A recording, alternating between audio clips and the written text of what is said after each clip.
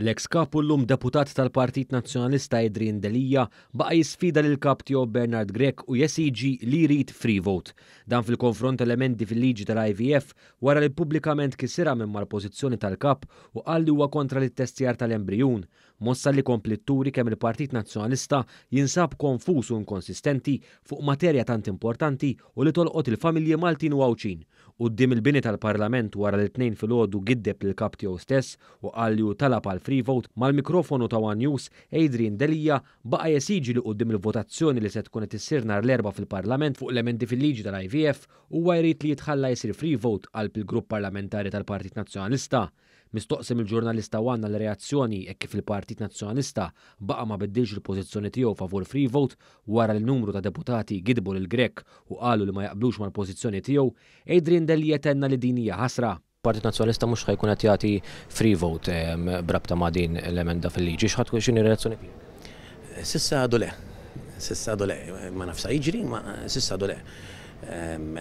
U naħseb tkun ħasra illi ma jingħatax.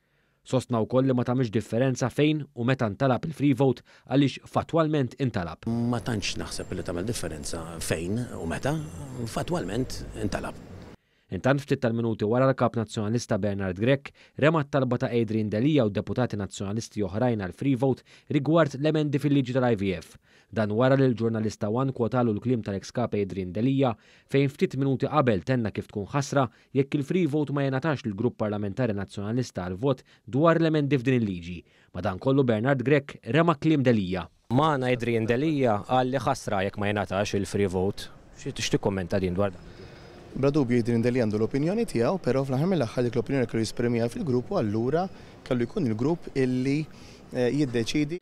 Kif bekk Bernard Grech xejjen l-opinjoni ta' Adrian Delija u spiċċa xejjen ukoll l-opinjoni ta' deputati oħrajn li kisruha minn ma' Grech fuq din il-materja tant importanti favur il-familji Maltin u Għawċin. Fost oħrajn kien hemm deputati bħal Alex Borch, Carmen Mifsud Bonnici u Ivan Bartolo li mxew mal-linja ta' Delija fuq dan is-suġġett u wkoll skont rapporti talbu free vote. Għalhekk jum qabel jittieħed il-vot fi stadju ta' tielet qari fil-Parlament fil-konfront tal-emendi f'din il-liġi, il-Partit Nazzjonalista u l-grupp parlamentari fih danu jibqa' maqsum u mifni fil-konfużjoni f'suġġetti oħra ta' portata f'pajjiżna. Din il-qasma u l-konfużjoni deret biċ-ċar f'materji oħra ta' importanza fosthom il-liġi dwar l-użu responsabbli tal-kannabis, l-emendi inizjali fil-liġi tal-IVF fl-2018 u l-emendi fil-liġi tal-vjolenza domestika fl-istess sena.